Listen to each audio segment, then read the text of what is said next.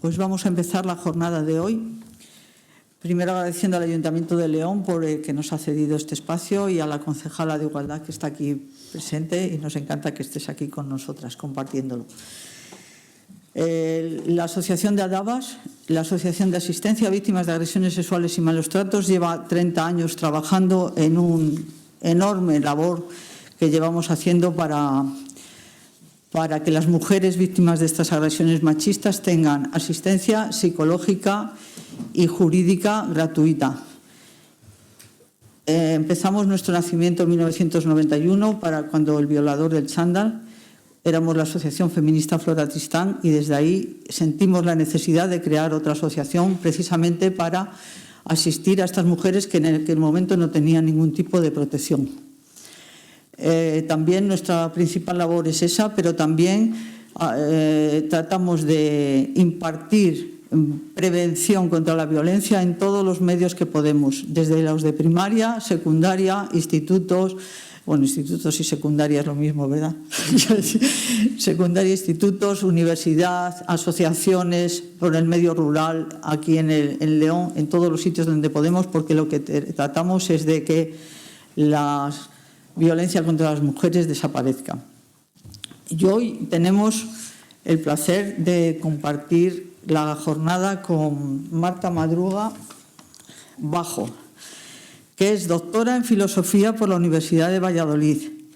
Me dijo que para andar por casa, porque es de León, pero no es andar por casa. Es una componente de la Cátedra de Estudios de Género de la Universidad de Valladolid.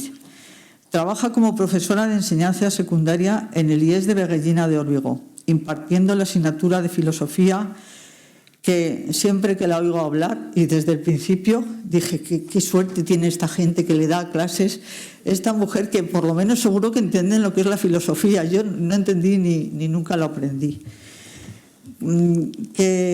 Porque una de las cosas que yo creo que es que la filosofía ha sido muy transformadora a lo largo de la historia, y yo ya diría que también el feminismo. Realiza una tesis doctoral en el año 2018 que lo hace sobre el histórico Seminario Permanente Feminismo e Ilustración, fundado en 1987 por Celia Amorós en la Universidad Complutense de Madrid. Seminario que fue clave para el desarrollo del acervo teórico del feminismo en nuestro país. Es además autora del capítulo Androcentrismo, publicado en la obra Ser feministas, pensamiento y acción, editada por Alicia Puleo, y del capítulo La conciencia feminista en la obra Las cadenas que amamos, recopilación de ensayos editados por Jorge González del Pozo y Javier Campelo Bermejo. Dice Celia Amorós en las notas para una teoría nominalista del patriarcado: las mujeres tenemos todavía mucho que pensar para salir del lugar del no pensado, del lugar del no reconocimiento, de la no reciprocidad, por tanto, de la violencia. El feminismo, como todo proceso emancipador, es fuente de pensamiento interpretativo, suministra nuevas claves de desciframiento de lo real, en cuanto que es un proyecto de reconstrucción de la realidad social sobre la base de nuevos insólitos pactos. Pactos donde lo pactado y por ende lo excluido como sujeto activo del pacto no fueran las propias mujeres como genérico. Una sociedad, en suma, no constituida por pactos patriarcales. Y eso hace Marta Madruga en su libro Feminismo e Ilustración. Dice: el objetivo principal es tratar de demostrar que la reflexión feminista es pensamiento filosófico riguroso que articula todo un proyecto ético y político de transformación de la sociedad. Para nosotras, Marta es una de esas mujeres que con su pensamiento y su investigación nos acompaña en nuestro aprendizaje, nos acerca a esas reflexiones filosóficas profundas y rigurosas que constituyen la base que necesitamos para lograr esa transformación social que tanto deseamos. Su trabajo y su formación lo comparte y lo divulga en múltiples conferencias para contribuir a cambiar este pacto patriarcal. Ha participado en conferencias sobre el androcentrismo, la mercantilización de los cuerpos de las mujeres, la explotación reproductiva, la pornografía como educación para la prostitución y la trata. Y hoy nos va a hablar de la sexualidad patriarcal y sus consecuencias para las mujeres. Gracias, Marta, por tu aportación al feminismo, por compartir nuestra militancia feminista y por colaborar desinteresadamente con Adabas. Ya puedes empezar.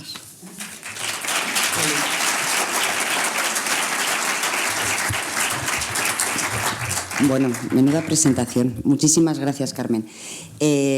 Ahora ya no sé ni por dónde empezar, porque efectivamente yo a Carmen le dije, a mí no me presentes, que yo soy de casa, y es que soy de casa porque además de ser de Adaba nos vemos todos los martes, porque también formo parte de la Asociación Feminista Leonesa Flora Tristán, a la que, bueno, de la que tanto aprendo continuamente.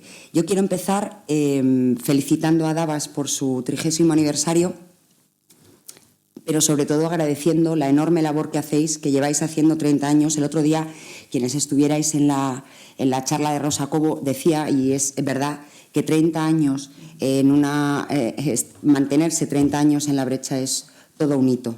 Y además Adabas creo que es un ejemplo que traspasa las fronteras de esta provincia, que eso también es muy importante, que hay otras asociaciones que salen también de aquí, en otras provincias de la Comunidad de Castilla y León. Y muy particularmente, como has dicho, quiero agradeceros todo, pero muy particularmente la labor de formación que hacéis, la ayuda que nos dais al profesorado de secundaria, a las profesoras feministas de secundaria, apoyándonos siempre, yendo todos los años a los centros educativos a enseñar, a educar. Y además hacerlo como hay que hacerlo, desde el conocimiento más riguroso. Entonces, mi agradecimiento, y además creo que toda la sociedad leonesa tiene que estar muy orgullosa de tener una asociación como Adabas en sus filas. Luego, obviamente, quiero agradeceros a todas y a todos que estéis aquí. No me esperaba, la verdad, ver un salón tan lleno. Muchas gracias a quienes habéis venido desde lejos, del Instituto de Beguellín, hay gente incluso. Muchas gracias por acompañarme hoy aquí.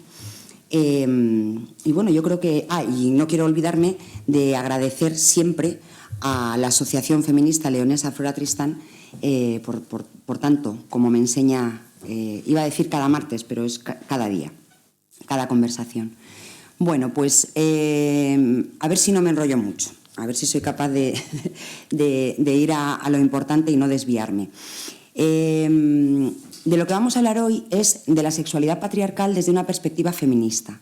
Entonces, por donde quiero empezar es por una apreciación que a mí me parece una evidencia, a muchas de las personas que estamos aquí seguramente también, pero lo que abunda no daña, como dice una amiga, muy amiga nuestra. La perspectiva feminista no es una perspectiva cualquiera, es una perspectiva que corrige, que señala una deficiencia. Y como señala una deficiencia, lo que propone es corregirla. No es un punto de vista entre otros. Si lo que queremos es producir un discurso que realmente sea universal, tiene que incluir a la mitad de la humanidad que somos las mujeres. Y eso solo se consigue con perspectiva feminista. Entonces, lo que vamos a exponer aquí hoy no es un punto de vista, insisto, es un marco de análisis que es imprescindible, yo creo. Vamos, yo creo no, afirmo. Otra sugerencia, otra apreciación que me importa mucho hacer y que hago además siempre que tengo ocasión de hablar en público, lo siento mucho para quienes me habéis oído tantas veces, que me parece muy imprescindible además, es que el feminismo es un pensamiento muy riguroso, muy sólido, muy coherente, que tiene más de 300 años. Y es además un tipo de pensamiento que se inscribe dentro de lo que en filosofía llamamos pensamientos críticos. La teoría feminista, cuando observa la realidad, no solo la describe, de hecho no tiene por objeto describirla, sino que centra su atención en aquellas cuestiones, en aquellos asuntos que no se pueden justificar racionalmente, y racionaliza lo que ve, lo que piensa. Y al irracionalizarlo, lo está deslegitimando. Está diciendo esto es importante y está mal. Y en el momento en el que señalamos que algo está mal, lo que estamos haciendo automáticamente es iniciar y promover una acción por transformarlo. Eso es el feminismo. Es un pensamiento, como creo que ha dicho muy claramente Carmen en su amabilísima presentación, muy sólido y muy riguroso. Decía entonces que de lo que vamos a hablar es de la sexualidad patriarcal. ¿Qué es la sexualidad patriarcal? Para quienes no estéis dentro, digamos, del pensamiento y del movimiento feminista, Me gustaría que supierais que cuando en feminismo hablamos de patriarcal, de sociedades patriarcales, lo que estamos diciendo es que todas las sociedades, la nuestra también, aunque sea formalmente igualitaria y democrática, están estructuradas jerárquicamente en función del sexo de las personas. Es decir, el nacer hombre o mujer nos sitúa socialmente en un lugar y esa ubicación es jerárquica. Unos ocupan la posición superior y otras la subordinada. ¿De qué hablamos cuando hablamos de sexualidad? Bueno, hablar de sociedades patriarcales, digo, implica esto que estoy diciendo, sociedades jerárquicas en función del sexo. No creo que haga mucha falta, espero, en este auditorio recordarlo, pero por si alguien tiene alguna duda, hay datos suficientes que demuestran que nuestra sociedad es patriarcal, que no es una sociedad igualitaria. Sigue existiendo la brecha salarial entre mujeres y hombres. Las estadísticas demuestran, podéis comprobar todo lo que digo en la página del Instituto Nacional de Estadística, que publica todos los años, tiene en su publicación un volumen que se titula Mujeres y hombres en España y tiene 8 capítulos que va actualizando además periódicamente. Todo lo que digo, no voy a centrarme en esto porque lo nuestro es otra cosa, se puede constatar con datos, no me lo invento. Digo, hablamos de brecha salarial entre hombres y mujeres, hablamos de que la mayor parte de las tareas, bueno, la mayoría de las tareas del cuidado de personas dependientes y de ascendientes y descendientes dentro de la familia y de las tareas domésticas las desempeñan las mujeres. Hablamos de que las jornadas, los empleos a tiempo parcial mayoritariamente son desempeñados por mujeres, con la consecuencia que esto conlleva lógicamente para las jubilaciones, para las pensiones por jubilación. Supongo que sabéis que la brecha en las pensiones entre hombres y mujeres en España está situada en torno al 30%. El 30% es una barbaridad. Las mujeres desempeñamos los empleos más precarios. Los empleos más precarios son los más feminizados. Seguimos teniendo muchísimas dificultades para desempeñar puestos de liderazgo y de poder. Estamos infrarrepresentadas pública y políticamente cuando somos la mitad de la ciudadanía. Creo que no hace falta tampoco insistir, creo que son 70 mujeres asesinadas, las oficiales, en este último año por violencia de género. Estamos muchísimo más expuestas a sufrir todo tipo de violencias. Cada día, si prestamos atención y si los medios de comunicación nos lo cuentan, asistimos a una agresión sexual, a un abuso, a un acoso. En fin, esta es la situación, este es el contexto. Entonces, en este contexto de sociedades patriarcales, la sexualidad normativa o normativizada tiene que ser también sexualidad patriarcal. ¿Y esto qué significa? Significa que en el ámbito de la sexualidad, con todo lo polisémico que es este concepto, existe y se manifiesta la jerarquía entre hombres y mujeres. Es un lugar, un ámbito en el que se reproducen los roles en función del sexo, se persisten y se perpetúan los estereotipos. Es un ámbito en el que se concreta la dominación, el abuso, el acoso, la opresión, la explotación y la violencia contra las mujeres. Como muchas de quienes estáis aquí y muchos me conocéis bien, sabéis que la filosofía es mi disciplina y además es mi pasión. Y además es que me parece una disciplina imprescindible.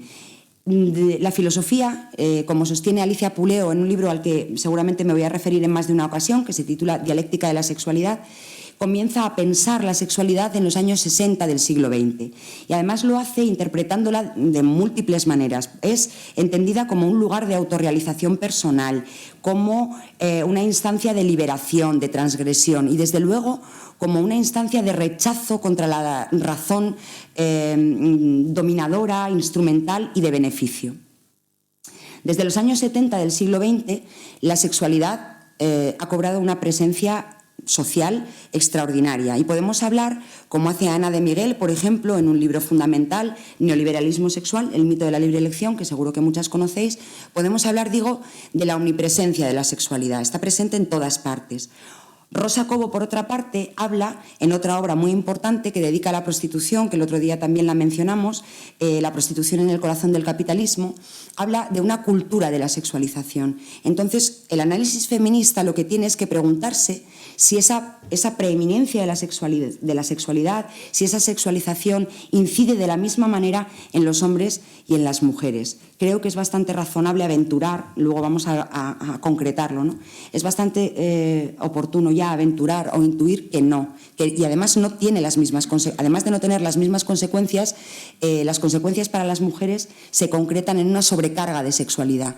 Habrá que pensar quién nos sobrecarga y para qué o para quién, o todo, las tres cosas, se nos sobrecarga de sexualidad. En los años 60 del siglo XX, a finales de los años 60 del siglo XX, la sexualidad comienza a ser un tema muy importante para el feminismo. Seguramente habéis oído hablar del feminismo radical.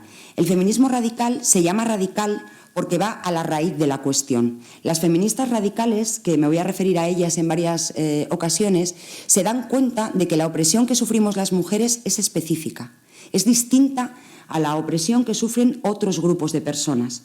Y nosotras sufrimos esa opresión por el hecho de ser mujeres. Este feminismo es el que acuña, por ejemplo, el concepto de patriarcado. El feminismo radical es el que comienza, el que comienza a identificar como centros de dominación patriarcal algunas esferas que habían estado totalmente preservadas en el ámbito de la privacidad y de la intimidad. Seguramente os suena el término, el lema feminista: lo personal es político, y es muy importante entenderlo. Con el feminismo radical, todas las relaciones entre las personas, sociales, familiares, afectivas, también las sexuales, lógicamente, tienen que ser interpretadas, empiezan a ser interpretadas en términos de poder. En esos años 60 del siglo XX, en plena revolución sexual, algunas mujeres comienzan a organizarse, a reunirse en los conocidos como grupos de liberación de las mujeres o grupos de autoconciencia. Las mujeres se reúnen y empiezan a conversar, empiezan a compartir sus experiencias. Hablan de todo, de trabajo, de la apariencia, de las imposiciones estéticas, de sus relaciones afectivas, emocionales y también de sexo y de sexualidad, como voy a decir. Lo primero que quisiera destacar es que esos grupos de autoconciencia fueron fundamentales para lo que hoy estamos disfrutando, porque ellas se dieron cuenta, cuando conversaban, de que sus experiencias y sus vivencias eran extraordinariamente parecidas a las de las demás mujeres, independientemente de sus circunstancias particulares y concretas. Encontraron una homogeneidad entre sus vidas, lo cual les permitió suponer, como podéis imaginar, que esas situaciones, esos problemas que ellas estaban viviendo como algo íntimo, como algo personal, como algo privado, a lo mejor podían ser explicadas desde una estructura social que no es igualitaria. Los problemas personales parecían ser problemas estructurales. Lo personal empezó a interpretarse como algo político, y los problemas políticos nunca pueden ser atajados, y esto es importantísimo en el momento en el que estamos, con iniciativas individuales. Los problemas políticos requieren soluciones políticas. En estos grupos de autoconciencia, las mujeres empiezan a romper el silencio que yo creo que ha existido siempre, yo me atrevo a decir que sigue existiendo, en torno a un tema. Las mujeres no hablamos de sexualidad, y ellas empezaron a hablar de sexualidad, de su sexualidad. Y lo que encontraron cuando conversaron es que, como decía también al principio, muchas de ellas habían sufrido los mismos episodios. Habían sufrido agresiones, acoso, abuso, violencia. Empezaban a ver que podía establecerse algún tipo de relación entre la sexualidad y la dominación. Y también empezaron a hablar de otra cosa muy importante, que era el placer. Y encontraron su propio placer. Y encontraron que a muchas les pasaba lo que nadie decía, que es que no sentían placer en las relaciones heterosexuales, en las relaciones con otros hombres, en las relaciones sexuales con los hombres. Esto ya veréis que va a ser muy importante, porque estos grupos de autoconciencia y los textos fundamentales que producen las feministas radicales, a los que a alguno de ellos me voy a referir después, permitió empezar a pensar la sexualidad dentro del marco del concepto del patriarcado que acuña este feminismo radical, y comenzó a asociarse la sexualidad con poder, dominación, humillación, abuso, violencia contra las mujeres. Para entender a qué modelo sexual las feministas radicales se estaban enfrentando, tenemos que hacer un poquito de historia. A mí me gusta siempre remontarnos atrás, porque yo creo que eso nos permite entender muchísimo mejor dónde estamos y por qué estamos donde estamos y cómo estamos.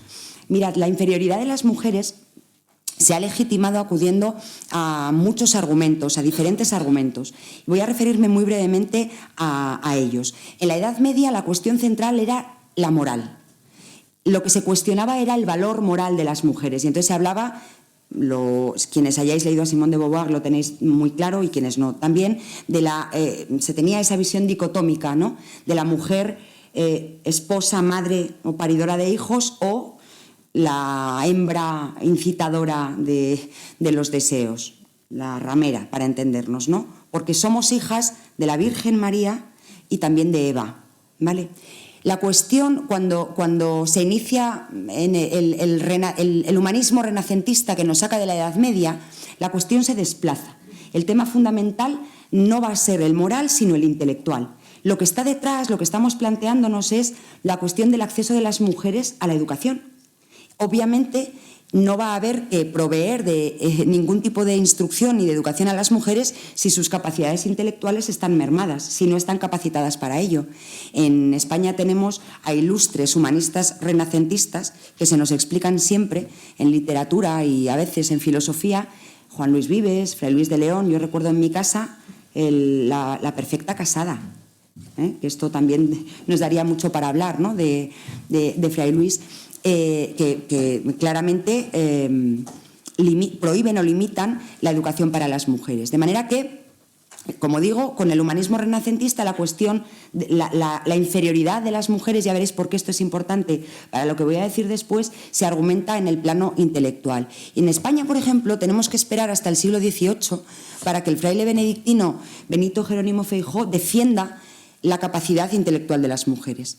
Esto es muy importante porque aquí empezamos a descubrir, a leer un discurso propiamente feminista. Un discurso propiamente feminista es el que irracionaliza el orden establecido y el que produce explícitamente una vindicación de la igualdad de las mujeres. Vamos a saltar directamente al siglo XIX, porque de lo que estamos hablando es de los argumentos para justificar, para legitimar la inferioridad de las mujeres. Y entre el humanismo renacentista al que me acabo de referir y el siglo XIX ocurre un fenómeno, un momento histórico-filosófico al que yo he dedicado muchísimos años de mi vida, y muchísimas horas y, mucha salud, diría yo, ¿no?, que es la Ilustración, el pensamiento de la modernidad ilustrada.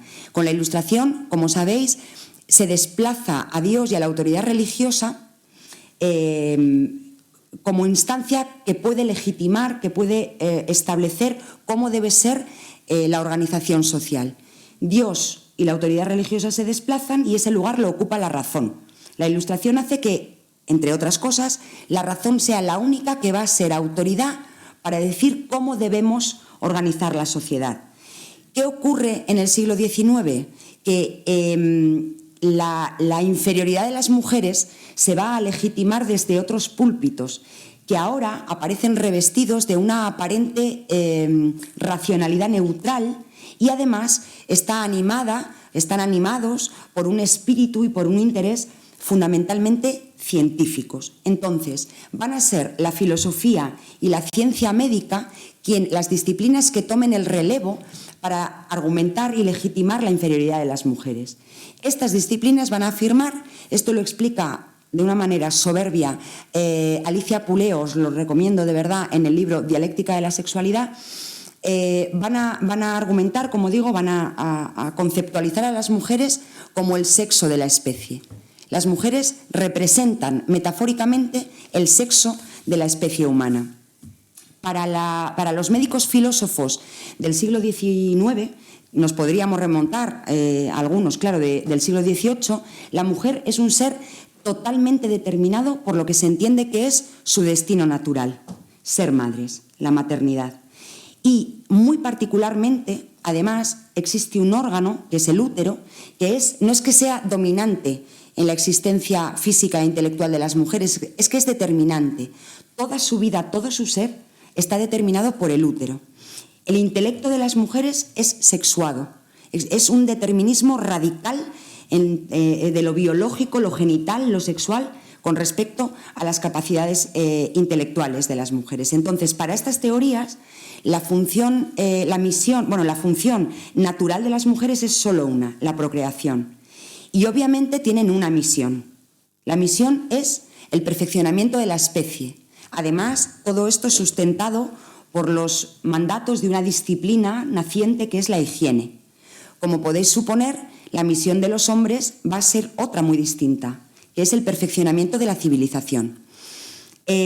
Conviene recordar, y aquí empiezo un poco con mis filosofadas, perdonadme, que este argumento y toda la misoginia romántica tenemos que interpretarla como hacen nuestras teóricas feministas, Amelia Valcárcel, por ejemplo, en términos de reacción al discurso feminista que la propia Ilustración había sido capaz de construir. Como dice Celia Amorós, mi gran admirada, mi admiradísima, la gran filósofa feminista Celia Amorós, cuando se extiende la lógica generalizadora de la democracia, hay que poner en juego otras estrategias para excluir de la generalización a los grupos que no nos interesa, que formen parte, ¿no?, de esa generalización. En este caso particular, a las mujeres. La reducción de las mujeres a su útero, la reducción de las mujeres a su función sexual y a la misión, digamos, procreadora, tiene una intencionalidad política. Tiene la función, el objetivo de expulsar a las mujeres del espacio público, que es el espacio del poder. Por eso es tan importante que entendamos qué representa este discurso y que es muy significativo, que tiene consecuencias muy importantes y que además fue formulado con esta intención explícitamente excluyente. Bien, este discurso, que como digo se articula en el siglo XIX, se mantiene hasta el siglo XX, se extiende hasta el siglo XX en la teoría psicoanalítica freudiana. Antes de entrar en Freud, que hablar de sexualidad exige hablar de Freud, quiero abundar un segundo en una cosa que creo que es muy importante, relativa a la importancia del útero otra vez. Seguro que sabéis que en el siglo XIX las mujeres fueron diagnosticadas de un trastorno psicológico, que además solo padecían las mujeres, que era la histeria. Supongo que sabéis que la palabra histeria deriva se monta a través del latín de un vocablo griego, histera, que significa útero. Las mujeres presentaban una sintomatología muy, muy variada, que iba desde espasmos musculares, pesadez abdominal, desvanecimiento, desfallecimiento, irritabilidad, bueno, en fin. Y todos esos síntomas se diagnosticaron con este nombre. Y era un trastorno que solo padecíamos las mujeres. Por eso entre nosotras, esto siempre se lo digo a mis alumnas, ¿verdad? No nos tenemos que llamar histéricas, porque histéricas ya nos llama el patriarcado, histéricas y muchas otras cosas. ¿Vale? Como decía, uno de los pensadores más influyentes en el siglo XX ha sido un pensador que era también médico, Sigmund Freud.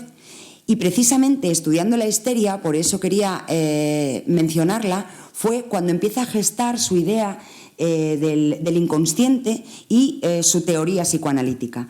Sigmund Freud habla muchísimo de sexualidad, pero también de sexualidad de las mujeres. Como sabemos, supongo que sabéis todas y todos, no me voy a extender mucho en esto, la teoría del desarrollo de la personalidad de Freud es una teoría psicosexual. Es decir, él explica el desarrollo de la personalidad en términos de desarrollo de la sexualidad.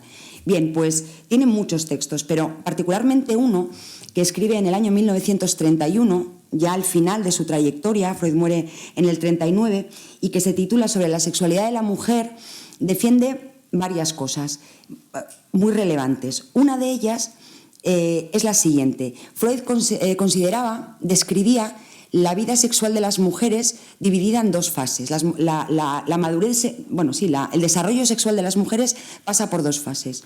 El primero, la primera fase infantil, es la que sitúa el centro, es la fase en la que la mujer sitúa el centro de su placer en el clítoris. La otra, que es la propiamente femenina, la madura, como vamos a ver, es aquella en la que la mujer sitúa su centro de placer en la vagina. ¿Esto qué significa? Significa ni más ni menos que para Freud el orgasmo vaginal es el orgasmo de la mujer madura. Es decir, el orgasmo clitorídeo es el propio de una etapa infantil, inmadura, no superada.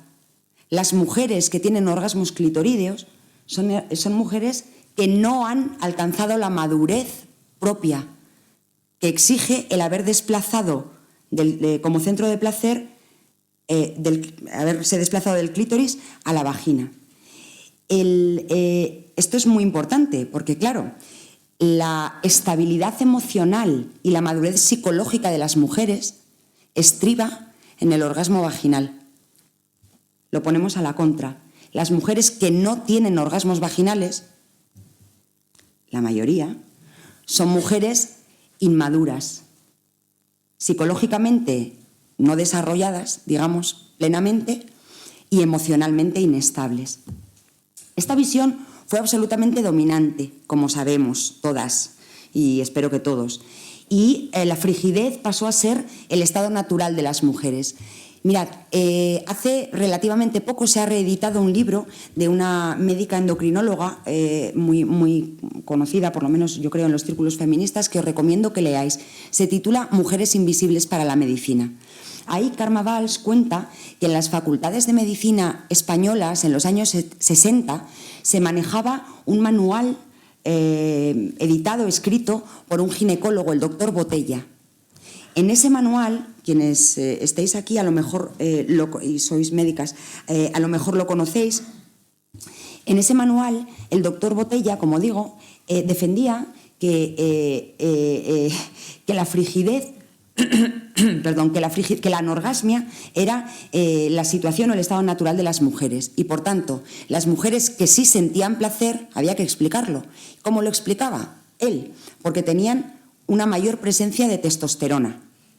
La testosterona era la hormona responsable del placer sexual.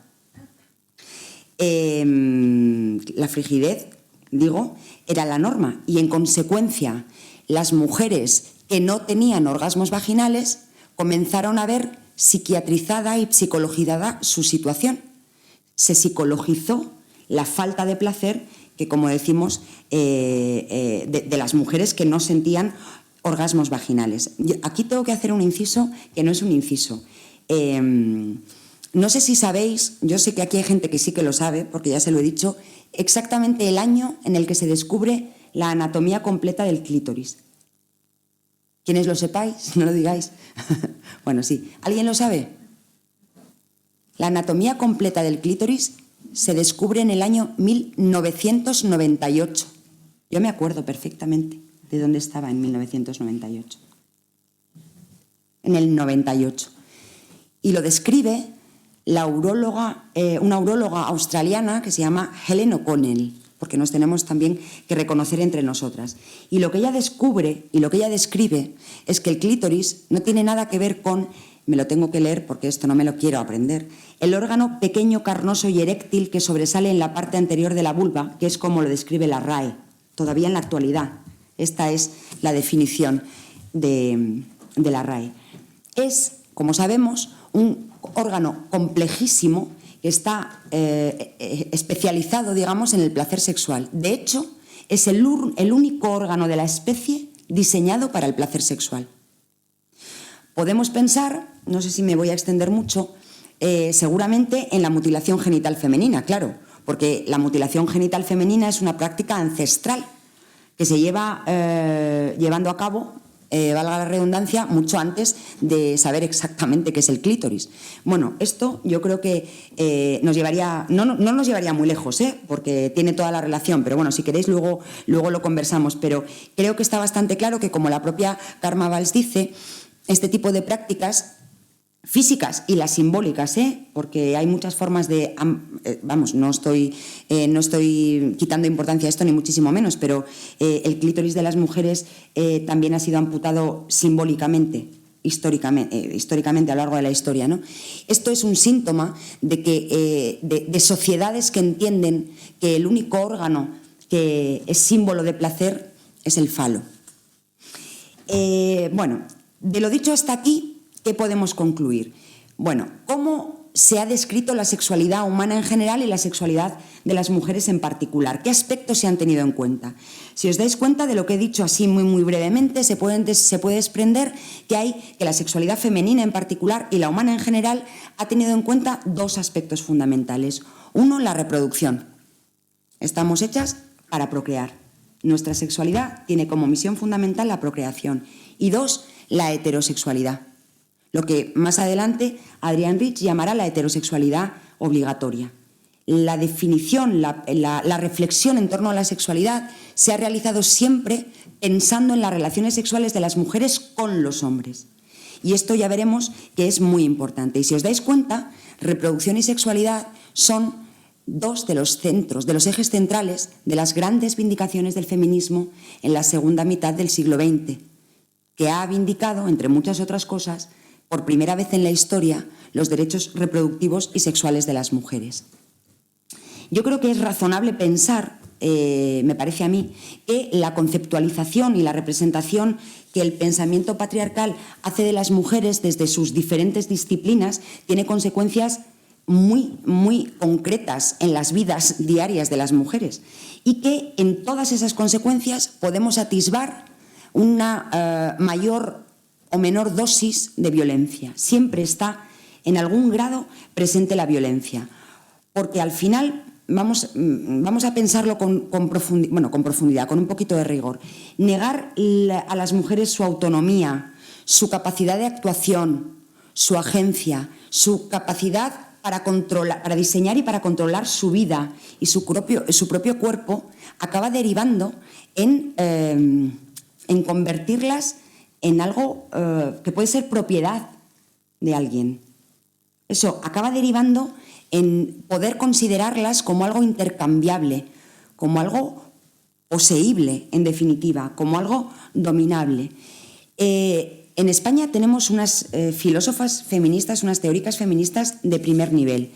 Voy a referirme muy brevemente y voy a utilizar, no, si queréis luego, si alguien está interesado lo preciso, ¿vale? Pero quiero que sepáis que voy a utilizar las reflexiones de dos de las grandes teóricas feministas, filósofas feministas españolas, que son Celia Amorós y Amelia Valcárcel.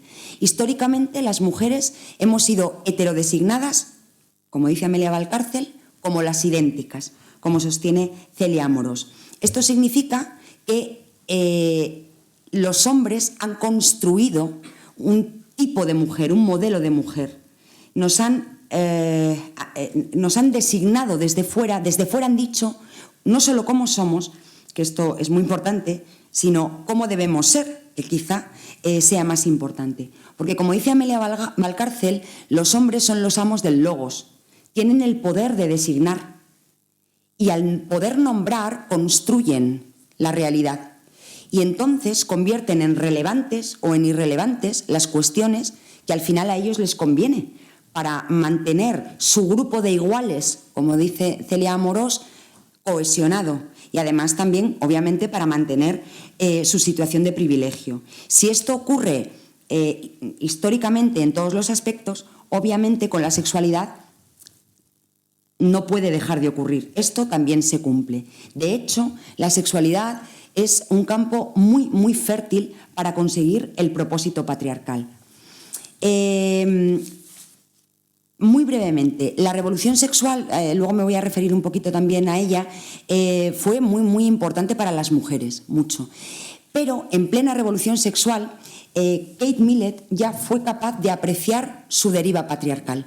En el año 1969 es uno de esos años mágicos, podríamos decir, porque se publican dos textos muy importantes. Uno de ellos es La política sexual, de Kate Millett, y el otro es Dialéctica del sexo, de Shulamit Firestone. recomiendo que leáis todo lo que estoy diciendo, por supuesto, muchas veces, además, si tenéis tiempo. Hay que buscar tiempo para leerlo. Bueno, pues en plena revolución sexual, fijaos, la revolución sexual podríamos decir que dura la década de los 60 y estamos hablando de 1969, Kate Millett ya empieza a observar que algo raro ocurre. Empieza a observar lo que Ana de Miguel, por ejemplo, ha denominado la deriva patriarcal de la revolución sexual. Y ella lo que hace es analizar la literatura. Es algo que hacen muchas mujeres feministas, han hecho muchas mujeres feministas a lo largo de la historia. Y analiza las obras, algunas obras, de algunos de los autores que han sido, y que seguro que habéis leído, que han sido el baluarte, el estandarte de la revolución sexual, como Henry Miller. Si habéis leído a Henry Miller, no creo que os cueste apreciar lo que os voy a decir. Lo que Henry Miller narra, las situaciones que describe, son situaciones protagonizadas por hombres que además se presentan como progresistas, bohemios, transgresores, y mantienen relaciones sexuales con mujeres siempre en términos de humillación y en términos de vejación. De lo que Kate Millett se dio cuenta, y esto a mí me parece, brillante, es de que la nueva forma que con la propia revolución sexual, la nueva fórmula que con la propia revolución sexual se estaba encontrando para legitimar la inferioridad de las mujeres era apuntalando su inferioridad sexual y, por tanto, la superioridad sexual de los hombres. Las mujeres aparecen representadas en estas obras tan importantes para la revolución sexual, aparecen representadas como cuerpos, además como cuerpos semi-muertos, como objetos dispuestos para el uso y el disfrute sexual de los hombres. De los hombres que además siempre se presentan como seres humanos que nunca pierden el control, que tienen siempre la capacidad la autoridad para poder exigir cualquier cosa, cualquier práctica que se les ocurra. Y además que tienen la capacidad para elegir a quien les apetezca de entre las idénticas. Fijaos qué representación tan desequilibrada.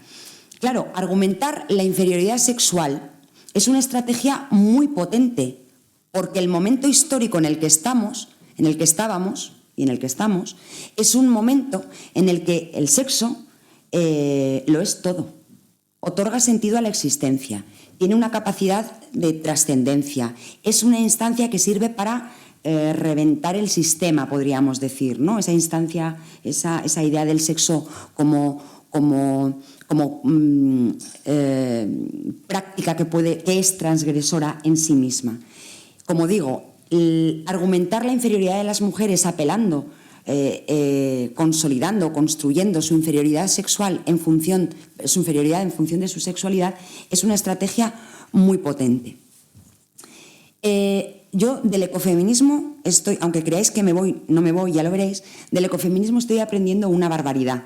Desde aquí también quiero mandar un saludo a mis compañeras de la red ecofeminista a la que formo parte. Supongo que os dais cuenta de que la crisis ecológica y social en la que estamos afecta muy particularmente a las mujeres. Esto no lo podemos olvidar. Bueno, pues ahora quisiera referirme a una cosa, a un concepto que yo he aprendido del ecofeminismo, en concreto del ecofeminismo crítico de Alicia Puleo, pero en general me voy a referir a este concepto, que es el concepto de la lógica de la dominación.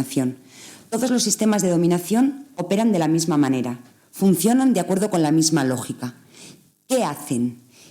Los amos del logos, que diría Amelia Valcárcel, quienes tienen el poder para designar, se fijan, observan a los diferentes y los designan como inferiores. Y una vez que están designados como inferiores, son dominables. Y esto ocurre en todos los sistemas de dominación. Para el que aquí nos ocupa, quienes tienen el poder de nombrar designan a las diferentes, no voy a volver a hablar del argumento de la naturaleza diferente y complementaria de los sexos al que siempre me refiero cuando hablo del pensamiento de la modernidad ilustrada, ¿no? Quienes tienen el poder de nombrar designan a las mujeres como diferentes a ellos, pero las están inferiorizando. Y al inferiorizarlas, las están convirtiendo en seres dominables. Me parece muy interesante, lo que pasa es que no tenemos tiempo, analizar la deriva patriarcal de la revolución sexual, porque el momento en el que estamos yo creo que responde muy bien a esa deriva. Yo quiero dejar muy claro que la perspectiva más crítica con la revolución sexual no niega ni subestima muchos de sus logros, en absoluto. Por ejemplo, la separación entre sexualidad y reproducción, la desvinculación entre sexualidad y enfermedad de transmisión sexual también, o por ejemplo el ataque a la doble moral sexual. Es verdad que esas cuestiones son valoradas positivamente, pero yo me voy a referir solamente a las consecuencias que tiene uno de esos logros, la separación entre sexualidad y reproducción. Perdón, entre sexualidad y reproducción. ¿Qué consecuencias tiene para las mujeres la separación, la desvinculación entre sexualidad y reproducción? Una liberación, pero sobre todo una liberación para los hombres, porque los embarazos no deseados lo que han hecho históricamente es truncar las vidas de las mujeres, sobre todo, no las de los hombres. Lo que ha ocurrido, la deriva que ha tomado esa separación que parecía prometernos un nuevo horizonte a las mujeres, lo que ha ocurrido, digo, es que los hombres han encontrado muchísimas más mujeres disponibles para su disfrute, muchísimas más, y que la revolución sexual impuso un mandato como aparentemente universal, ¿no? La promiscuidad, las relaciones sexuales esporádicas se universalizó. Era un mandato al que también nos podíamos acoger las mujeres, que también podíamos poner en práctica las mujeres. Sobre todo, debemos ser promiscuas, y esto también voy a mencionarlo al final, si lo que queremos es gustar a los hombres, ser deseadas por los hombres. Lo que encontramos, si hacemos un análisis feminista de esta deriva, de esta cuestión, es que la promiscuidad masculina, que por cierto, la promiscuidad es una conducta sexual típicamente masculina. A mí me encanta cuando leo y escucho a Ana de Miguel, cómo ella pone de manifiesto que cuando hablamos de la época victoriana como una época de represión, ella dice que en absoluto, teoriza que en absoluto podemos hablar de represión. Los prostíbulos estaban a rebosar y era algo absolutamente normalizado. Pero bueno, no me voy a ir más lejos. Digo que el reverso de la promiscuidad masculina es la absoluta disponibilidad de las mujeres para ellos. Y lo que ocurre es que las mujeres nos socializamos exactamente en el mismo sistema en el que se socializan los hombres. Mujeres y hombres nos socializamos en el marco del sistema patriarcal. Y esto es muy importante porque, como los amos del logos se empeñan en presentar su discurso como universal, nosotras nos sentimos interpeladas por ese discurso. Sentimos, creemos, percibimos, hasta que nos hacemos feministas y entonces todo se destruye, nos ponemos las gafas y ya no somos capaces de ver las cosas de otra forma, nos percibimos como parte de ese discurso, como digo, de esos conceptos que se nos presentan como para toda la especie, ¿no? Que se presentan como universales. De manera que nosotras interiorizamos, aprendemos y asumimos el discurso hegemónico. Asumimos, interiorizamos, aprendemos el discurso dominante, que es el discurso de la disponibilidad sexual, como si además fuera una manifestación real de nuestra liberación. Y esto me parece importantísimo, muy importante. Voy a mencionar muy brevemente, seguramente lo conocéis, una diferencia conceptual que se la debemos a Alicia Puleo, hace ya algunos años que la estableció y que yo creo que ha dado mucho rendimiento, ha sido muy importante para analizar nuestras sociedades, que es la distinción entre el patriarcado de coerción y el de consentimiento.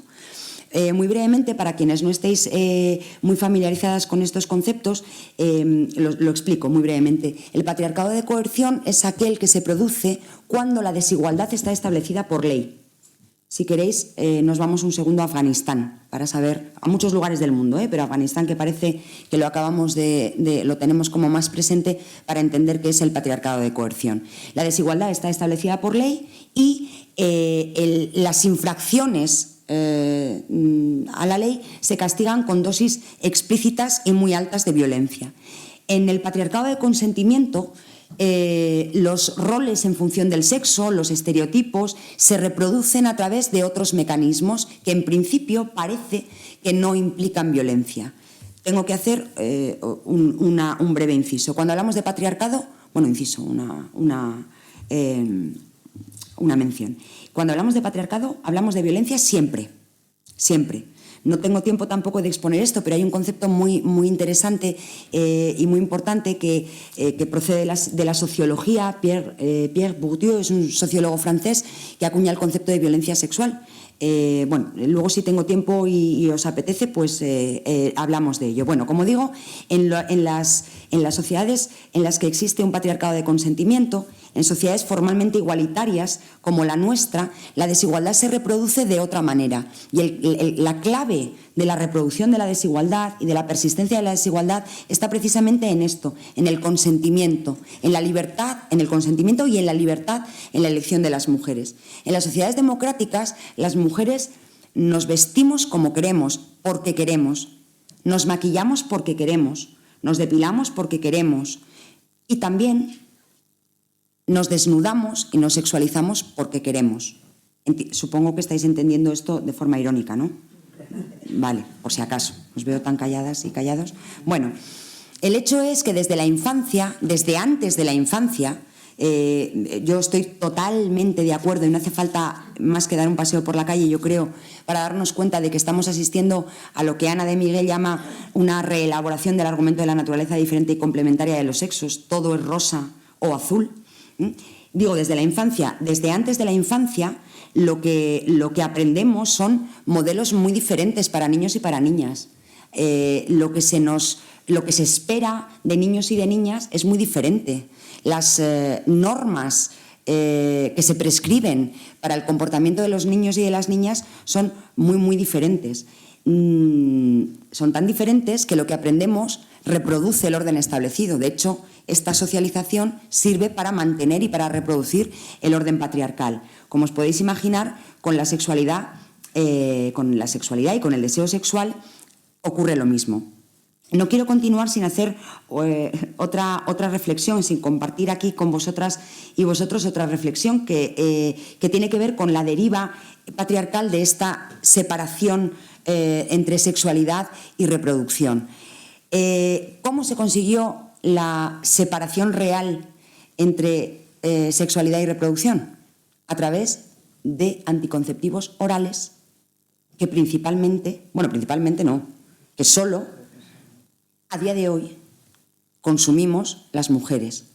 Hoy sabemos que este tipo de medicación, que por cierto se prescribe con muchísima facilidad, incluso para regular la menstruación, hoy sabemos que este tipo de fármacos tienen consecuencias muy negativas para la salud de las mujeres, entre otras, por ejemplo, para la salud de las mujeres. Y además disminuye, por ejemplo, el deseo sexual. Y esto es importante por lo que voy a decir ahora. Las investigaciones sobre anticonceptivos hormonales para los hombres se han tenido que interrumpir, no sé si muchas veces porque no se habrán hecho tantas, pero sí se han tenido que interrumpir varias veces. Y se han tenido que interrumpir en el momento en que quienes participan en los ensayos clínicos comienzan a mostrar, a sentir los efectos secundarios de este tipo de medicamentos. Acné, alteraciones en el estado emocional y, por supuesto, una disminución del deseo sexual. Yo solo quiero que comparéis el éxito, digamos, de la investigación en los anticonceptivos orales para los hombres con investigaciones, por ejemplo, para la Viagra. Para la Viagra. La cantidad de dinero que se ha invertido en conseguir que los hombres tengan una erección a cualquier edad es ingente. Y en cambio seguimos esperando que los hombres puedan tomar anticonceptivos orales, como digo, como hemos tomado y toman las mujeres desde hace muchísimos años. Bueno, lo que ocurrió entonces, por ir empezando a concluir, con la deriva patriarcal de la revolución sexual es que el sexo toma cuerpo de mujer. Todo lo que tiene que ver con el sexo, que además, como creo que he dicho ya, por definición es bueno, es sano, es saludable, es transgresor, es reconfortante, es desafiante, todo se representa a través de los cuerpos desnudos de las mujeres. Y desde los años 70, en los años 80 y 90 en este país, los escaparates de los kioscos, las estanterías de las gasolineras se llenaron de cuerpos desnudos de mujeres. Ahora los cuerpos desnudos de las mujeres aparecen en nuestros teléfonos móviles. No hace falta ir a ningún sitio, lo tenemos en la mano. Y eso parecía representar, como digo, la liberación sexual. Entonces, cuando hablamos de las imágenes, quiero decir, las imágenes que nos inundan cuando hablamos de sexualidad son imágenes de cuerpos de mujeres desnudas. Y los mitos con los que nos son transmitidos consisten en afirmar que esa es la liberación sexual de las mujeres, que en eso consiste la liberación sexual de las mujeres, que las mujeres elegimos libremente, como decía antes, desnudarnos y sexualizarnos. Se presenta como un ejercicio de la libertad de elección personal, como una manifestación de la capacidad de autodeterminación de las mujeres. Estamos ya, porque ahora la campaña de Navidad se inicia casi en agosto, estamos ya en campaña de Navidad. Por favor, prestad atención en los anuncios publicitarios a los juguetes. No solo al rosa y al azul. Fijaos, por favor, en cómo se sexualiza determinados juguetes para niñas, por ejemplo. Y fijaos, por favor, en la publicidad centrada, por ejemplo, en perfumes o en ropa, en perfumes sobre todo, porque las imágenes que nos transmiten, las imágenes que nos llegan, siempre presentan a las mujeres como cuerpos y además como cuerpos fragmentados. Esto también daría para mucho, habría que analizarlo bueno, está muy analizado, vamos, habría que conversarlo con más tranquilidad. Es muy frecuente que las mujeres aparezcan sin cabeza. Esto es muy importante también, Entonces, la existencia de las mujeres, como decía, toda su existencia, todo su ser, queda reducido a un cuerpo. Además, a un cuerpo que se presenta como disponible para otro. No como un cuerpo propio, sino como un cuerpo para otro. De hecho, esta sobrecarga de sexualidad a la que aludía un poco al principio parece estar pensada, dirigida, quizá construida, por los que parecen ser los únicos dueños auténticos del deseo. Fijaos que cuando hablamos de que una mujer, cuando pensamos que una mujer es deseada, en lo que estamos pensando en que es deseada por un hombre. Parece que el deseo se despierta de manera legítima solo si se despierta en un hombre. Entonces, lo que se presupone es que las mujeres estamos disponibles sexualmente. Es más, creo que algo que demuestra que se presupone la disponibilidad sexual de las mujeres es que somos nosotras quienes tenemos que decir no. De hecho, con esto es con lo que quiero concluir mi intervención. Somos nosotras quienes tenemos que decir que no, quienes tenemos que explicitar el rechazo, porque el silencio se interpreta, no se interpreta. Es más, incluso el no se considera irrelevante en muchas ocasiones, con lo cual, en fin. Esto que estoy diciendo es, palpable en pornografía. Podríamos hablar muchísimo de pornografía. No voy a referirme más que a un par de cosas. El otro día, quienes tuvimos la ocasión de escuchar a Rosa Cobo, hay que leer su libro, tenéis que leer su libro, por supuesto, nos decía en su charla que la pornografía no tiene nada que ver con la sexualidad. Es verdad. Desde luego, con la sexualidad de las mujeres no tiene nada que ver. Quienes hemos estudiado la prostitución sabemos que la prostitución tampoco tiene nada que ver con sexo ni con relaciones sexuales. Cuando hablamos de prostitución y también cuando hablamos de pornografía, de lo que hablamos es de ejercer poder sobre las mujeres, de tener control sobre ellas, de dominarlas. Lo que ocurre es que el ejercicio del poder, el ejercicio de la dominación se vehicula a través de la sexualidad o se presenta como si fuera sexualidad. Porque parece, en el mundo todavía, en el mundo en el que estamos, la sexualidad parece algo intocable. Parece que quienes osamos o quienes osan pensar en la sexualidad, tocar el tema de la pornografía, lo que están haciendo es introducir una dosis de moralina o están introduciendo algo que tenga que ver con el puritanismo. Creo que es evidente, o creo que por lo menos en este foro tenemos bastante claro que no tiene nada que ver con eso. Lo que se representa en pornografía, nos lo dijo Rosa Cobo el otro día, lo podéis leer, es el ejemplo más claro, seguramente más extremo, más palpable de la desigualdad entre hombres y mujeres. Y además representa explícitamente humillación, vejación, abuso y violencia contra las mujeres. Hace ya unos cuantos años, Mónica Alario Gavilán, que es una filósofa muy joven, empezó a estudiar la pornografía. Ya hace tiempo, esto me acuerdo que lo trabajamos en Flora Tristán, sus estudios nos sirvieron muchísimo, muchísimo para analizar cómo se representa a las mujeres en pornografía. No voy a entrar en ello, si queréis luego lo mencionamos, pero sí quiero recomendaros, sin lugar a dudas, el libro que acaba de publicar ahora la editorial Feminismos, la colección Feminismos de la editorial Cátedra, que se titula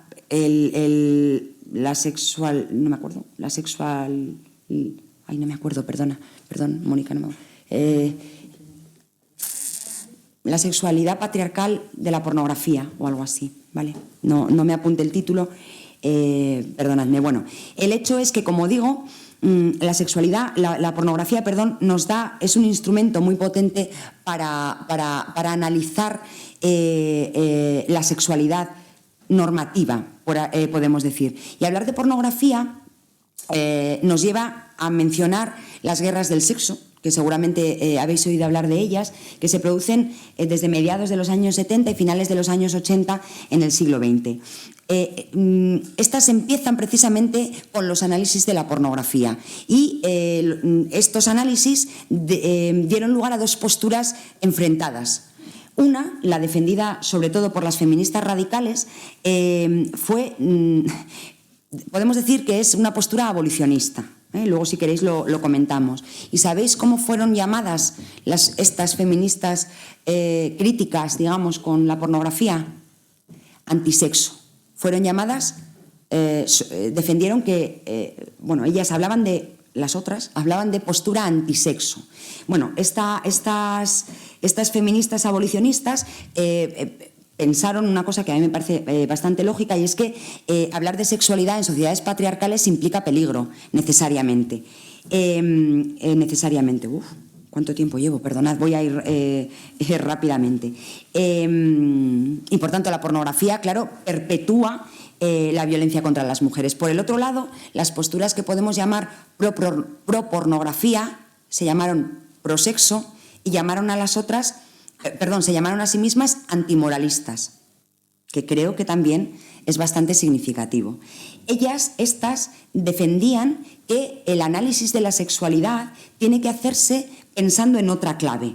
La clave para pensar la sexualidad es el elemento potencialmente liberador que contiene el intercambio de placer entre personas con capacidad de consentimiento. Seguramente os viene a la cabeza un libro también muy conocido de Carol Vance, Placer y peligro. Bueno, si queréis luego lo mencionamos. Voy a mencionar un segundo solamente a una teórica bastante conocida de estas posturas pro-pornografía, pro-sexo, como se llaman a sí mismas, que es Gail Rabin.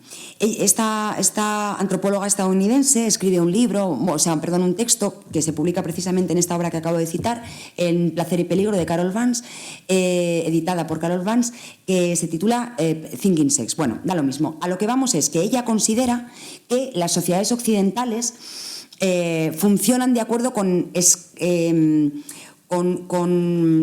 escalas de valor sexuales, tienen normativizadas dos formas, digamos, en los extremos, y para resumir, dos formas de sexualidad. Una sexualidad que es la buena, la santa, y es la que incluye el sexo monógamo, heterosexual, el no comercial, utilizo sus palabras, el no comercial, el no pornográfico, el que se produce entre personas de la misma generación, el que se produce en matrimonio, y por contra, en los límites externos, en la sexualidad mala, por así decir, o antinatural, es la que incluye prácticas y orientaciones o preferencias como la homosexualidad, el sexo no santificado por el matrimonio, el sexo no en pareja sino en grupo, las prácticas sexuales en grupo, por supuesto el sexo, la pornografía, el sexo que ella llama comercial, ella habla de trabajadoras y trabajadores sexuales, y el sexo entre personas de distintas generaciones, ella llama intergeneracional. Casi solo quería decir esto para recomendaros otro libro. De verdad, os recomiendo vivísimamente que leáis un texto, un libro que se publicó hace ya, no lo sé, yo creo que fue en el 2019, de Vanessa Springora. Igual, a lo mejor os suena, Consentimiento se titula. Ella ahí narra, y además, si empezáis a leerlo, no lo podéis dejar, de verdad, o sea, que os engancha, quiero decir. Narra su propia experiencia. Su experiencia es la de una niña de 15 años que mantuvo una relación afectiva, emocional y sexual con el escritor francés Gabriel Matzneff, que tenía 50 años en ese momento. Muchísima intelectualidad francesa de la progresía parisina francesa defendieron al escritor. Yo solo os pregunto, claro, en el contexto en el que estamos aquí ahora, esto es un delito, ¿vale? Pero apelaban, quienes lo defendieron, y él mismo, por supuesto, apelaban obviamente al consentimiento, es que ella quería. Pero ¿de verdad podemos hablar de consentimiento entre un adulto de 50 años y una niña de 14? En fin, yo creo, y con esto es con lo que quería cerrar la charla, que tenemos que repensar la cuestión del consentimiento. Hay mucho todavía que reflexionar en torno al consentimiento. Al principio el feminismo parecía estar, en principio, un poco no sé si satisfecho, no sé cómo decirlo, con el no es no. Pero el patriarcado nos abofeteó muy duramente, como suele hacer por otra parte, y ahora se defiende el solo sí es sí. Bueno, yo esto lo quiero plantear casi como una interrogación. Si queréis, lo hablamos.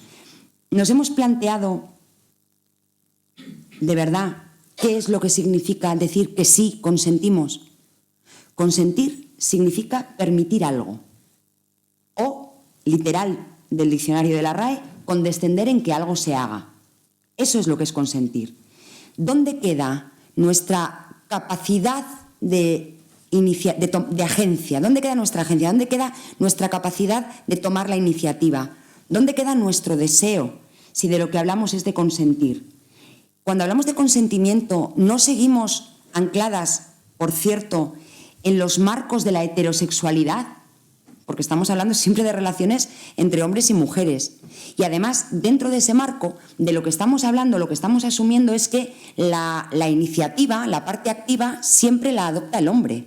Y las mujeres lo que hacemos es posibilitar, facilitar, asentir, permitir, pero nada más. Bueno, yo soy muy renuente, quienes me conocéis bien ya lo sabéis, al concepto de consentimiento en el contexto de de la supuesta libertad de elección, en el contexto de las sociedades actuales, en el contexto del patriarcado neoliberal, diría yo, ¿vale? No voy a entrar ahora en esto, pero lo que a mí me cuesta muchísimo ver es que hablar de consentimiento implique hablar de auténtica libertad sexual de las mujeres.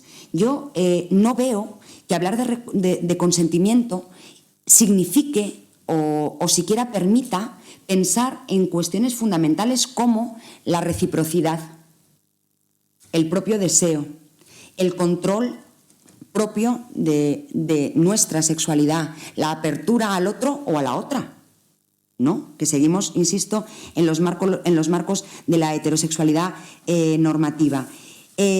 si las feministas sabemos muy bien, yo creo, que no podemos hablar de auténtica libertad si no se produce, si no vivimos en condiciones de estricta igualdad material y simbólica. Creo que está bastante claro que todavía vivimos en sociedades patriarcales. Por tanto, no podemos hablar de auténtica libertad sexual en sociedades patriarcales. Yo creo que esto que estoy diciendo es que nos lo recuerdan tantas cosas. Hay tantos datos que podemos dar para recordar que no solo que vivimos en sociedades patriarcales, sino que no podemos hablar de libertad sexual todavía. En el último año, en España, 955 mujeres fueron violadas. No sé si sabéis el dato, es muy importante.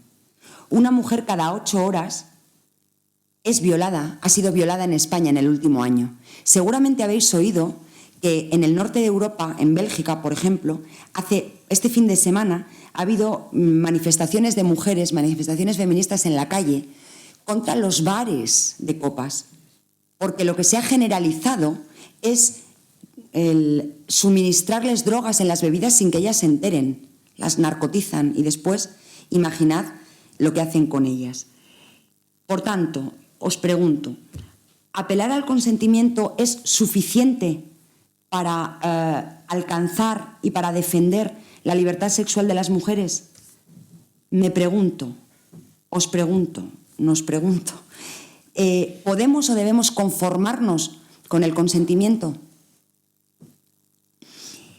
Bueno, lo que voy a decir, ya sé que hoy estoy muy radical, vais a pensar que es imposible, pero bueno, yo lo voy a decir.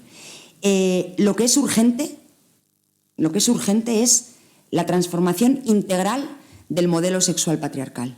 Eso es urgente, eso es lo que hay que hacer.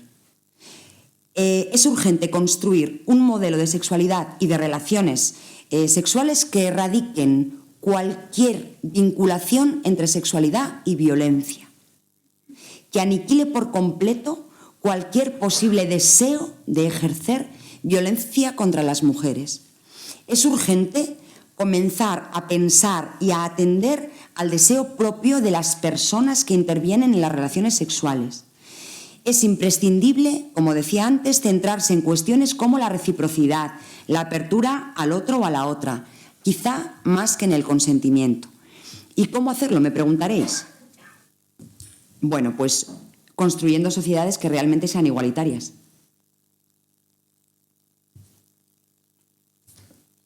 Intentando conseguir que las sociedades dejen de ser patriarcales. Solamente en una sociedad en la que las mujeres,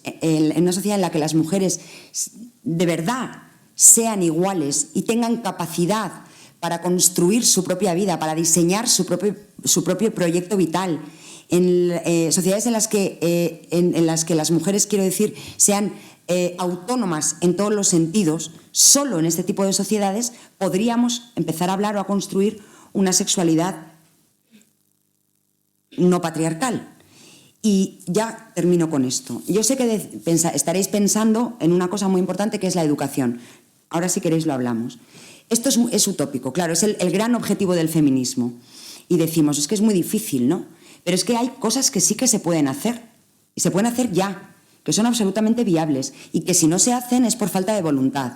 Una, abolir la prostitución. Hay un proyecto de ley, una propuesta de ley elaborada por la Plataforma por la Abolición de la Prostitución, que es una ley abolicionista. Eso existe, es un documento que está escrito y que ha salido, por cierto, que lo sepamos todas y todos muy claramente, del movimiento feminista, del grandísimo esfuerzo de algunas feministas, no ha salido de la política. ¿Por qué abolir la prostitución? Porque la prostitución es la institución patriarcal que representa seguramente la violencia más atroz contra las mujeres. Otra cosa que se puede hacer, prohibir o como mínimo empezar a controlar el acceso a la pornografía. Porque, como decía Rosa Cobo el otro día, la pornografía no solo es la pedagogía de la prostitución, es que también crea un imaginario social y colectivo de abuso y de violencia contra las mujeres. Entonces, mis propuestas así concretas son estas dos y con esto termino. Muchísimas gracias por vuestra atención.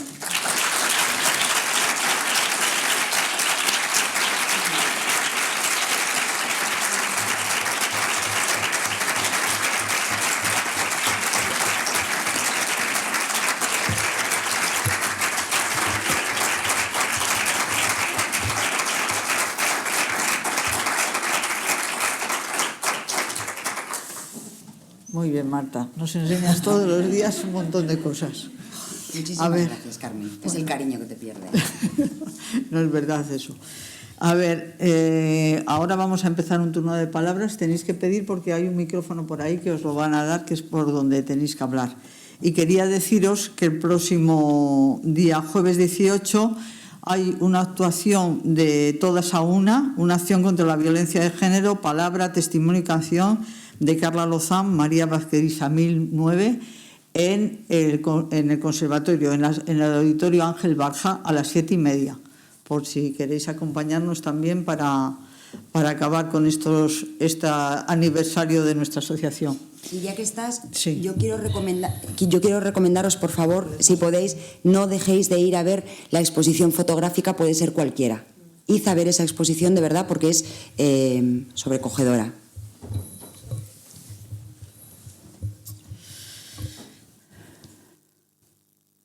Yo quería deciros antes, porque cuando has estado hablando me he acordado inmediatamente, cuando empezamos la asociación fuimos a dar unas charlas de lo que era la violencia y las agresiones sexuales en trabajo.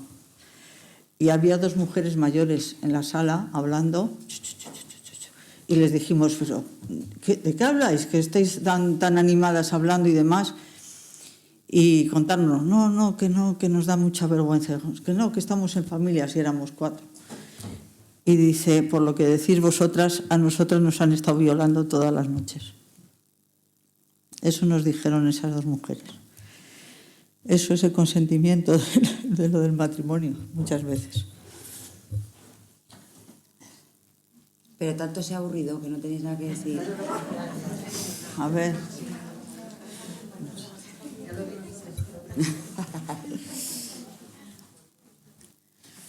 Pues si nadie dice nada, yo voy a decir una cosa. Porque es que si me queda en el tintero... perdón. No, perdona. Hombre. Oye, solo quería preguntarte una cosa. Evidentemente, nada que decir a todo lo que has dicho, porque creo que con los aplausos ha sido suficiente. A mí me preocupa la formación. Es decir, en pleno siglo XXI, la formación en nuestros chicos es nula. Nuestros chicos y nuestras chicas, y en general es nula. Es decir, estamos en los peores momentos formativos. Los que hemos estado en los años en los que dábamos charlas en colegios con todos los temas de sexualidad, estábamos mucho más cerca de la igualdad que en este momento. A mí me da tremendo pavor y yo creo que sí que teníamos que hacer una plataforma de asociaciones en las que tuviéramos el tema de la formación desde los colegios. Y no solo con una cuestión de coches, muñecas y colores, sino de lo que es la sensualidad, para luego pasar a la sexualidad y por lo tanto hacer una sociedad verdaderamente igualitaria. Y eso tiene también mucho que ver de dónde venimos hombres y mujeres, qué es lo que ha sido la trayectoria de nuestra historia, pero solo podremos caminar y hacer una sociedad, desde mi punto de vista, igualitaria, si tenemos una base formativa. Y creo que se está olvidando de este tema últimamente en lo que estamos luchando, y lo echo mucho de menos. Echo mucho de menos aquello que hicimos en los años 80, que era una serie de asociaciones, ver cómo formábamos a nuestros chiquillos y chiquillas. Y lo pongo encima de la mesa para que lo hagamos desde diferentes asociaciones. Que lo que ¿cómo te llamas? Perdón. Noemí. Soy Noemí Jiménez. Lo que estás diciendo, Noemí, tiene que ver con lo que iba a decir. Porque, la verdad, como miré así el reloj y estaba hablando muchísimo tiempo, perdonadme, lo he dejado, pero lo tengo aquí y es lo que iba a decir. Seguramente estáis pensando, después de todo del rollo que os he soltado, estáis pensando, bueno, es que la clave es la educación. Y estoy de acuerdo, la clave de todo es la educación. Lo que pasa es que yo ya, de verdad, a mí es que es esto de el todo es la educación, de verdad me parece que se ha convertido en una frase vacía de contenido. ¿Qué significa que todo es la educación? Estoy de acuerdo con lo que tú estás diciendo, ahora voy a eso. ¿Qué significa que todo es la educación? Entonces, ¿queremos decir que esta generación en la que estamos, que ya está educada, ya está perdida? Eso para empezar. Y luego es que yo me voy haciendo mayor, la vida se me va acabando. Espero que me dure todavía, pero quiero decir, no voy a ver una mejora yo. Tengo que esperar a que salga otra generación bien educada. Cuando apelamos a la educación, es que esto ya es una expresión que no significa nada. Por eso he querido terminar haciendo dos propuestas muy concretas que se pueden llevar a cabo si existiera voluntad política. Porque las transformaciones legales educan, pero muy rápidamente, y tienen efectos sobre la ciudadanía. Yo siempre pongo el mismo ejemplo. Estoy encantada de tener aquí algunas de mis alumnas, pero cuando yo cuento que en el centro en el que estamos trabajando ahora se podía fumar, se vuelven locas. Es que no les entra en la cabeza. Es que se fumaba en los hospitales y no hace tanto tiempo. Es que no hace tanto tiempo. En cualquier lugar público se fumaba. En cualquier lugar se podía fumar. No en los bares, en cualquier lugar. Y estas mujeres tan jóvenes, es que no les entra en la cabeza. Y no ha pasado tanto tiempo desde la ley antitabaco, que además también iba a ser tremenda. Y mira tú al final. Entonces, las iniciativas legislativas, o sea, las iniciativas legales por cambiar cosas, tienen un poder enorme, enorme. Si, de verdad, entrad en la página de la plataforma por abolición de la prostitución y leed la ley, que veréis todo lo que tiene previsto, entre otras cosas, eso también, la educación. Bueno, tú sí lo sabes, digo, las demás. Quiero decir, las leyes no solamente es, vamos a, perdonadme la vulgaridad, ¿no? Vamos a perseguir a los puteros, vamos a prohibir. No, son textos muy, muy complejos y muy completos que incluyen, entre otras cosas, estas medidas preventivas y de educación. Dicho lo cual, yo también estoy de acuerdo contigo en que estamos involucionando. Estamos bastante lejos, bueno, yo no existía, ¿no? Muy lejos de los años 80. Muy, muy lejos. Yo creo. Es que las barbaridades... Perdonad, ya acabo. Ya, es que me dais un micro.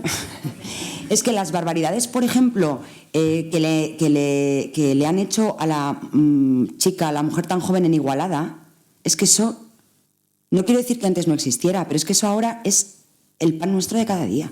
Es una barbaridad. O lo que estábamos contando, esto de narcotizar a las chicas poniéndoles drogas en la bebida, por ejemplo. Que no digo que antes no ocurriera, pero que el tipo de... No digo que antes no existieran violaciones, por supuesto, ni este tipo de prácticas. Lo que digo es que la violencia con la que las agresiones sexuales se están llevando a cabo ahora, eso tiene una explicación muy clara, además.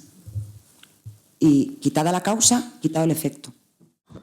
Bueno, estoy de acuerdo en que apoyar todo el cambio y la evolución en la educación me parece una falacia, porque hay otras estructuras superiores, como son las políticas, las sociales, las económicas, las antropológicas incluso, que tienen que cambiar al mismo tiempo y todo pasa, como tú dices, por una ejecución jurídica que lo apoye, lo fundamente y que efectivamente en cuestión de tiempo empiece a transformar la sociedad de verdad.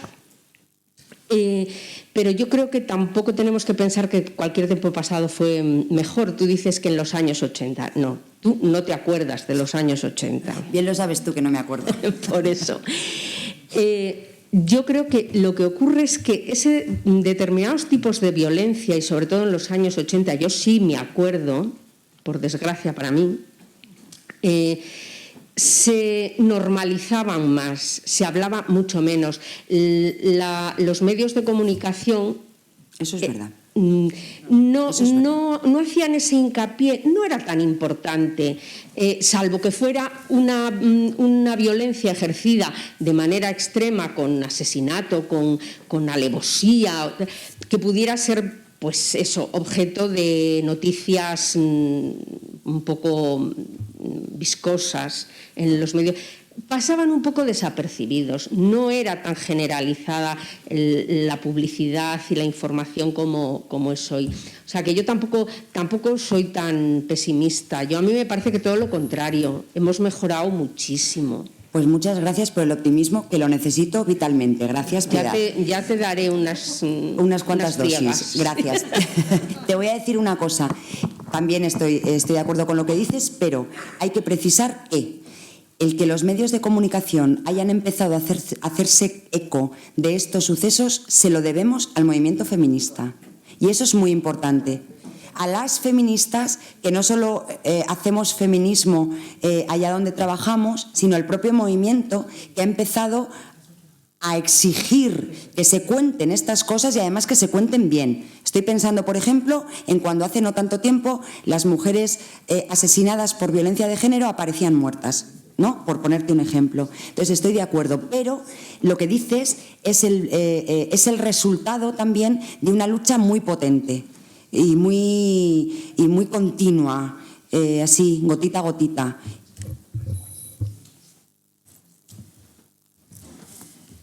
Es que yo creo que es todo un cambio estructural de las cosas. Entonces, no es decir solamente la educación, es que tiene que ser, porque yo muchas veces digo, si educamos a niños y niñas desde el principio, serán padres y madres después, que estén educados, porque claro, después dicen, no, es que ¿quién da un móvil a un niño o una niña con 8 o 10 años que esté viendo pornografía?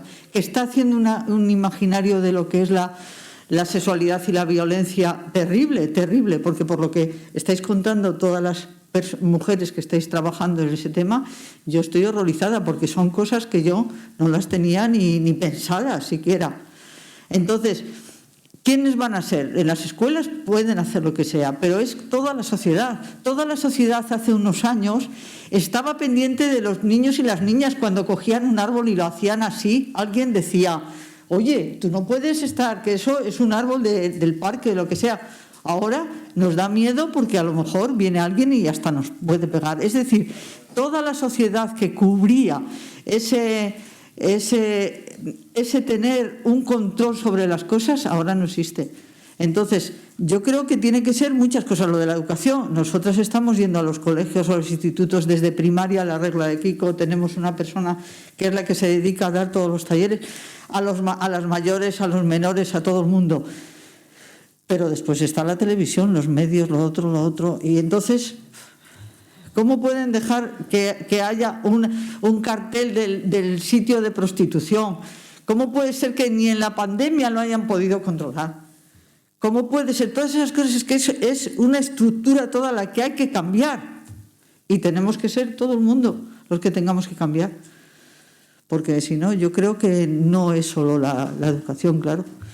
Pero yo lo veo lejano, muy lejano. Y mira que han pasado, yo tenía 40 años cuando empecé y ahora tengo 70. Es decir, 30 años donde nuestra asociación sigue siendo necesaria. Sí, sí. Y lo que estamos hablando aquí. Y antes es verdad, se denunciaba poco porque como la culpabilidad la teníamos nosotras, que eso el feminismo sí que ha hecho que no seamos culpables de una agresión, de una violación, pero es que las mujeres que fueron violadas por el violador de chándal eran las culpables de que se iban por la calle, de que no sé qué, y si no es porque llevaban los pantalones no sé qué, siempre. Esos son los cambios que tienen que verse. Bueno, tenemos que cerrar ya la sesión porque el horario es hasta las 9.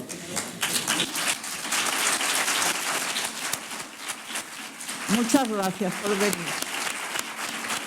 Y alumnos. Son de Regina. Sí, sí.